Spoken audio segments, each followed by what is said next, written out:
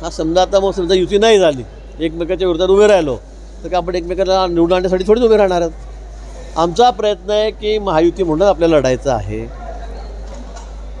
महायुती म्हणूनच आम्हाला लढायचं आहे सगळ्या निवडणुका.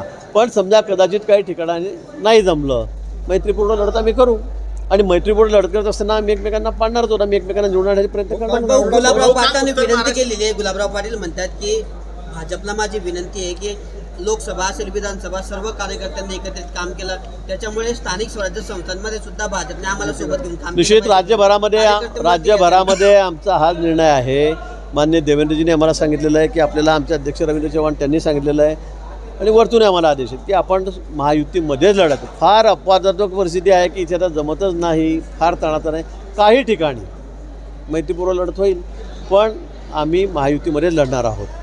लोकसभेमध्ये शिवसेनेनी भाजपचं दाबून काम केलं, विधानसभेमध्ये काही मतदारसंघ सोडले, जसं पाचोरा वगैरे सोडलं, तर इतर मतदारसंघामध्ये BJPने सुद्धा शिवसेनेचं काम केलं.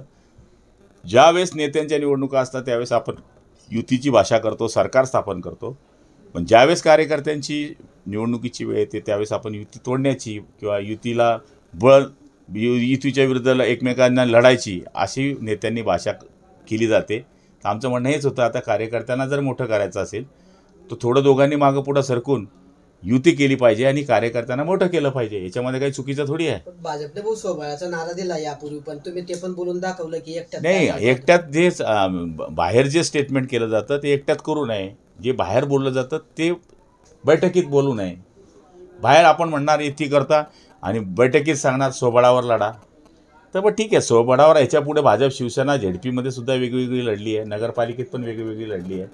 पण मला तरी असं वाटतं की आज ती वेळ नाही आहे. आजची वेळ कार्यकर्त्यांची मनं जुळलेली आहेत काही मतदारसंघांमध्ये, तर ती तोडू नये अशी अपेक्षा आहे. पहिले तर मी सांगेल की युती व्हावी, नाही झाली तर मग RPI पण लढते, शेतकरी कामगार पक्ष पण लढतो, ताकदीनुसार आम्ही लढू.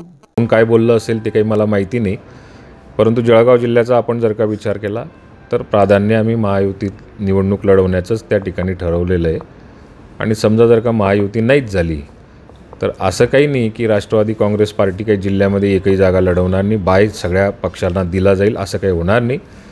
आम्ही आमच्या क्षमतेनुसार आमची ताकदसुद्धा येणाऱ्या जिल्हा परिषद नगरपालिकांच्या निवडणुकामध्ये दाखवूनच देऊ.